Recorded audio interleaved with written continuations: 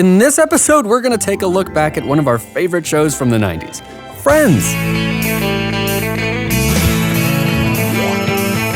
Of course, there's no question it's hilarious and had more classic catchphrases than any other sitcom of its era. I know! But as any true fan knows, it was so much more than that. So fire up your Netflix account and get ready to binge, because here's Friends, the best parts. One of the best parts is trying to pick your favorite friend, or pick the one who's the most like you. Not you, BuzzFeed. You're a failing pile of garbage, and you want to know why? Because I took your quiz yesterday, and I'll tell you right now, I am not a Joey, I am a Rachel.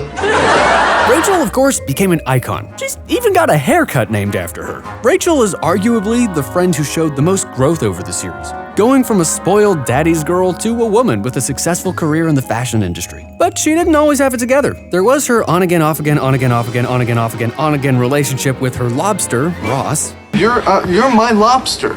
See, lobsters, in the tank when they're old, they walk around holding the claws.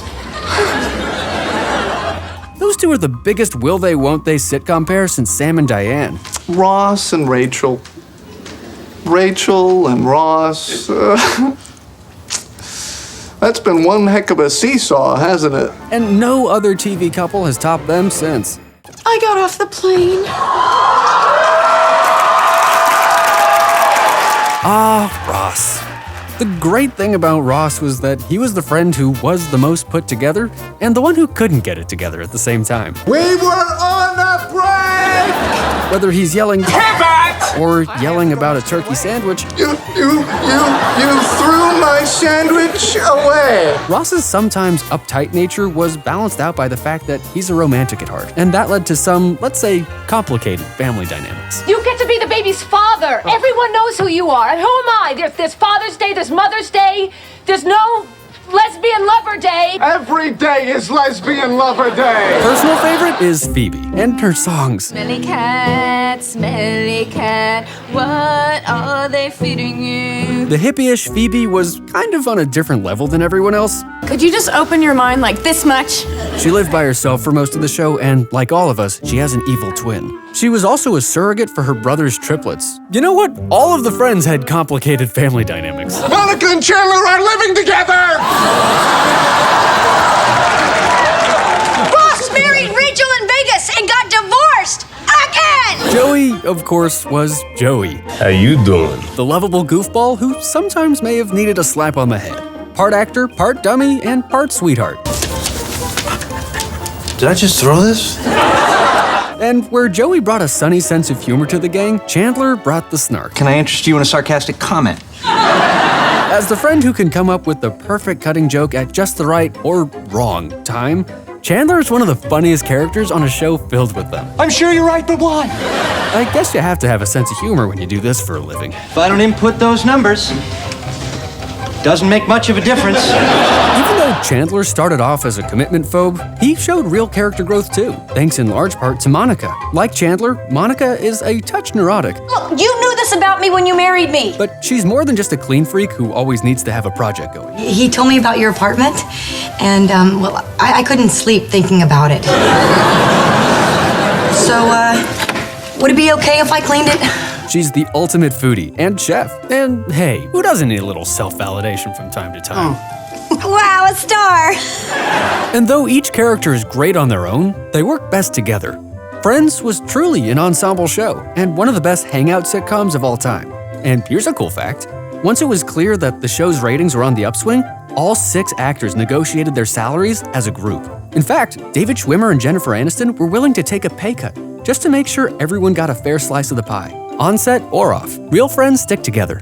Another great part of Friends were the sets. Where would you rather hang out? In the coffee shop with the perfectly lived-in sofa or Monica and Rachel's apartment? Those two really knew how to decorate. Special shout out to the gold picture frame on the door. I wouldn't mind living with an ugly naked guy across the street if I had that much space on a waitress's salary. There was the Thanksgiving trifle, the test, and of course, Miss Shenandler Bong's proposal to Monica. With all due respect to the boys across the hall, some of the best moments in Friends took place in Monica and Rachel's home. A lot of sitcoms could get lazy when they bring in special guests. Not our Friends. There were episodes featuring superstars like George Clooney, Julia Roberts, Isabella Rossellini, Ben Stiller, Billy Crystal, Robin Williams, Hugh Laurie. By the way, it seems to be perfectly clear that you were on a break. Reese Witherspoon, Winona Ryder, Gary Oldman, Paul Rudd, Alec Baldwin, Jeff Goldblum, Danny DeVito, Brad Pitt. And that's barely scratching the surface. Turns out, talented folks have a sense of humor, too. Yeah, we know you love Ross, Rachel, Joey, Chandler, Monica, and Phoebe, but we can't forget about the secondary characters either. Taking the lead, there's Janice. Janice?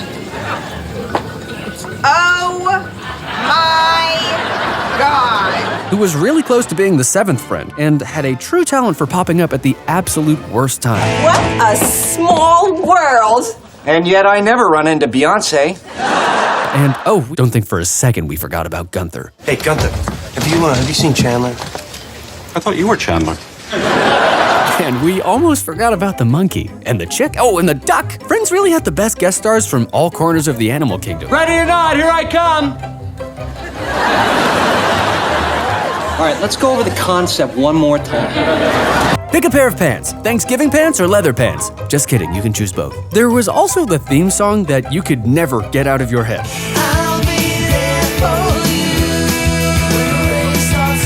Did you know that I'll Be There For You was a top 10 hit around the world? It hit the charts not only in the United States, but also the UK, Australia, Canada, Ireland, New Zealand, and Norway. Trust me, this song was everywhere in 1995. And to this day, I can't think of a better song to listen to while me and my friends hang out in a public fountain.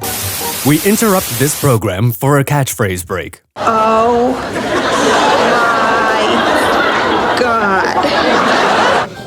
Unagi. Could we be more white trash? No. How you doing? Oh no. We were on a break.